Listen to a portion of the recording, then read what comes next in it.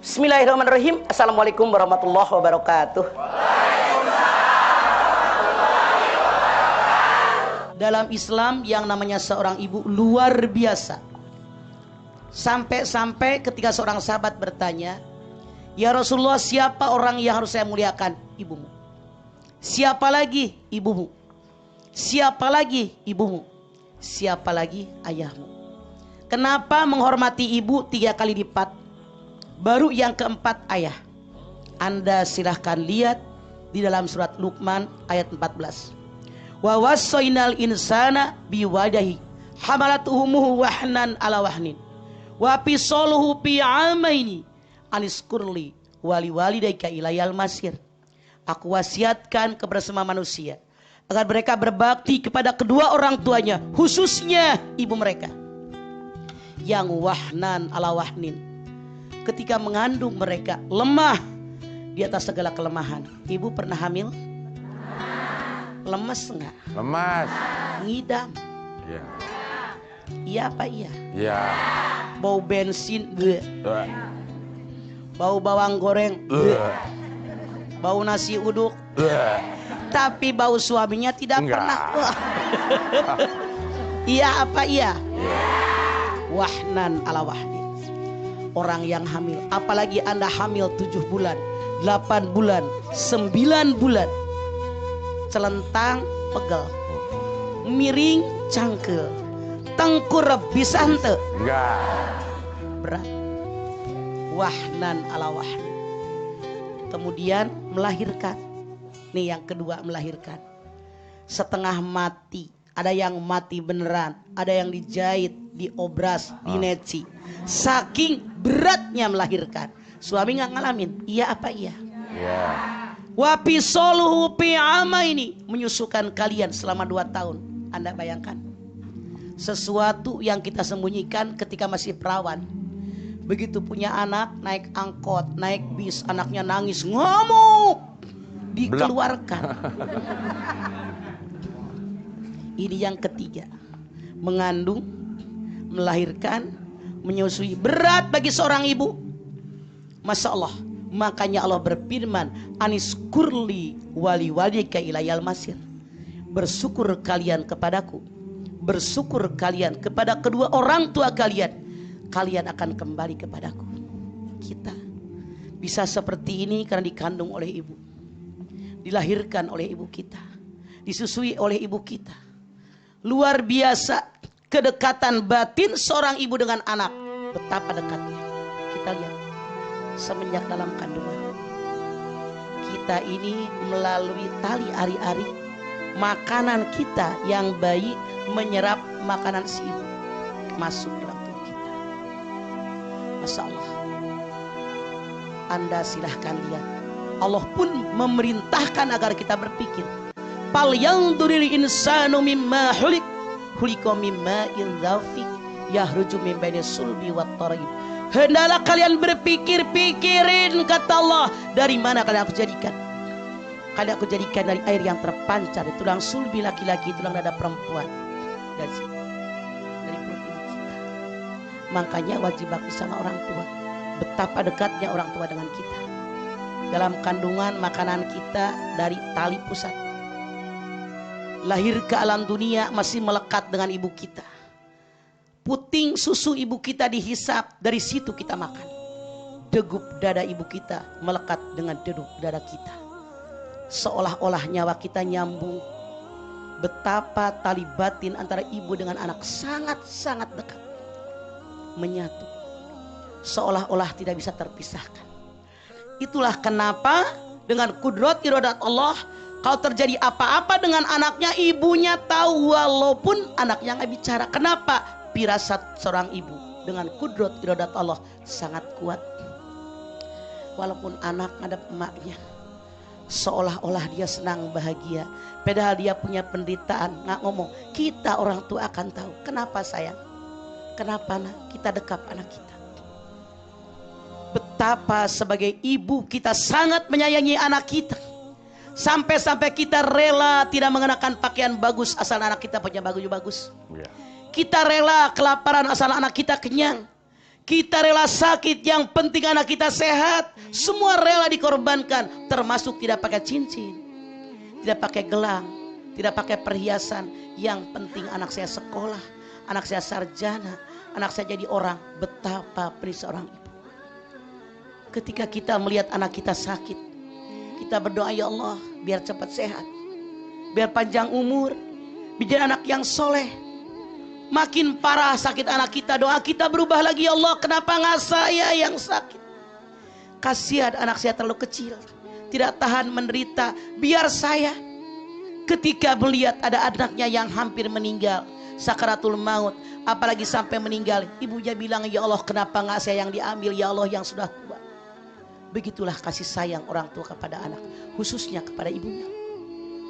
Masya Allah, Anda perhatikan, apapun yang terjadi dengan anak kita, bagaimanapun kondisi keadaan kita, kita pasti mendoakan anak. Tapi ternyata dalam sejarah banyak yang namanya ibu yang tersakiti oleh anaknya, berdoa dengan kalimat-kalimat yang kurang baik, langsung dikabul doanya oleh Allah. Anda lihat bagaimana sejarah si Malin Kundang. Dia sombong, dia angkuh, tidak mengakui ibunya, sampai oleh ibunya dikutuk jadi batu. Anda lihat bagaimana Alqamah, karena Alqamah lebih mencintai istrinya daripada ibu kandungnya, sampai ibunya bilang, saya tidak ridho air susu yang diminum dengan Alqamah, karena dia lebih mencintai istrinya daripada ibu kandungnya. Akhirnya Anda lihat dalam sejarah, ketika sakaratul maut, Alqamah tidak bisa mengucapkan dua kalimat syahadat yang dituntun oleh Rasulullah. Nauzubillah min dzalik. Kenapa? Karena Alqamah lebih mencintai istrinya daripada ibu kandungnya. Ketika hampir saja terbakar tubuh daripada Alqamah, karena Rasul mengatakan karena ibunya tidak ridho, bakar saja kita bakar biar dia bisa meninggal. Ternyata waktu kayu dikumpulkan, ibunya belum ridho. Ketika nyala api hampir kena tubuh daripada Alqamah, baru ibunya bilang, stop, matikan ya Rasulullah. Saya tidak tega kalau anak saya sampai terbakar, tapi saya minta hak saya sebagai ibu Alqamah.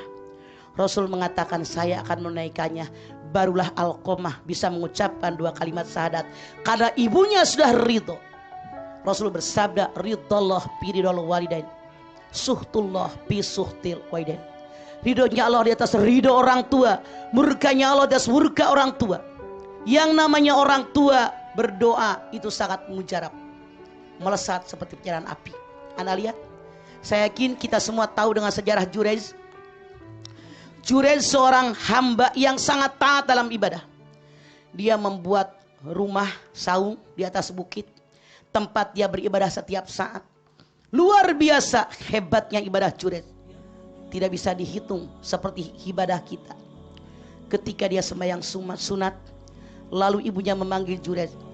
Jurayj merasa lagi sembahyang, didiamin.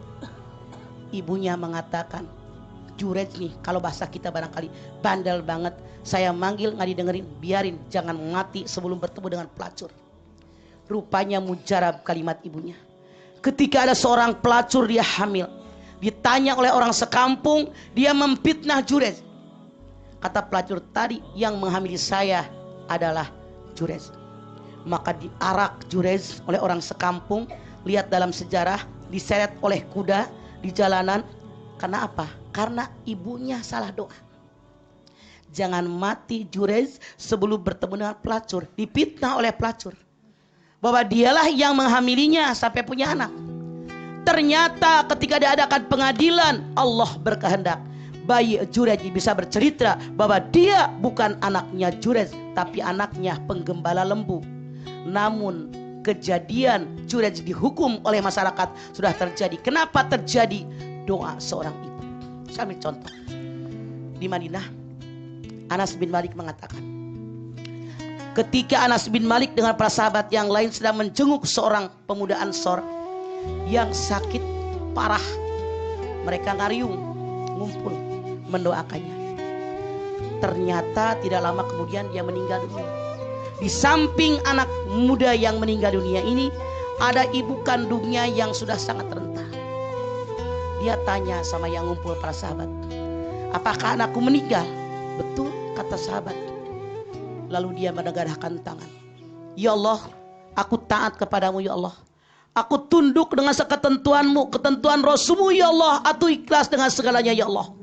Tapi tolong jangan berikan musibah kepadaku pada hari ini. Masya Allah, dengan kudrat iradat Allah tidak ada yang mustahil. Ternyata Anas bin Malik mengatakan, begitu dibuka tutupan kain dari anak muda yang meninggal tadi, ternyata dia hidup kembali. Kenapa? Doa seorang ibu. Luar biasa. Ada lagi Anda lihat, di zaman Nabi Sulaiman ada seorang anak yang selama hidupnya sangat berbakti kepada kedua orang tuanya. Orang tuanya sangat bangga dengan anak ini. Dia sangat senang dengan anaknya. Lalu dia berdoa kepada Allah, ya Allah, jadikanlah anak saya hidup tidak di langit, tidak di bumi. Berikanlah tempat yang sangat baik buat anak saya. Kami ridho dengan kehidupan anak saya. Berikanlah kehidupan yang baik. Ya Allah, aku bermohon kepadamu, kabulkan doaku. Ternyata ketika ayah dan ibunya meninggal dunia, ada sebuah kubah di mana anak tadi melihat kayaknya di depan lautan itu ada kubah. Dengan kudrat iradat Allah, anak muda yang ngurus orang tuanya dengan ikhlas tadi masuk dalam sebuah kubah. Lalu sekali lagi dengan kehendak Allah Subhanahu wa taala, dia ada di lautan. Tidak di bumi, tidak di langit, tapi di tengah lautan. Dalam kubah tadi. Dia tiap saat kalau waktunya makan, makanan tersedia. Dia melihat kalau malam gelap, dari kubahnya tadi hitam, kalau putih itu artinya dia siang hari. Dia ibadah di situ. Kenapa? Doa orang tua. Tidak ada yang mustahil. Apapun yang terjadi, innama amruhu idza arada syai'an ayyaqula lahu kun fayakun. Oleh karena itu saat Isa bermohon kepada Anda nih yang namanya ibu-ibu, hati-hati, jangan sekali-kali keluar dari mulut kita kalimat-kalimat yang buruk buat anak kita, sejengkel bagaimanapun kita dengan anak kita. Doa kita sangat manjur. Masya Allah, hati-hati. Anak kita nakal, jangan bilang wahai anak nakal, anak bandel, ngelawan mulu. Itu doa dari kita. Anak mama yang ganteng, yang cantik, yang soleh, jangan begitu dong, itu nggak baik itu. Mudah-mudahan anak mama jadi presiden, amin, jadi menteri, amin, jadi orang hebat, jadi orang takwa, orang yang disukai oleh Allah. Itu mulut kita. Anak bandel biar ketabrak bajai sekalian. Giliran anak lu ketabrak bajai, kira-kira nangis nggak? Nangis. Yuk, jadikan doa kita buat kesenangan, kebahagiaan anak kita, baik di alam dunia maupun di alam akhirat. Insya Allah. Amin. Amin. Ya Rabbal Alamin. Ya, baik.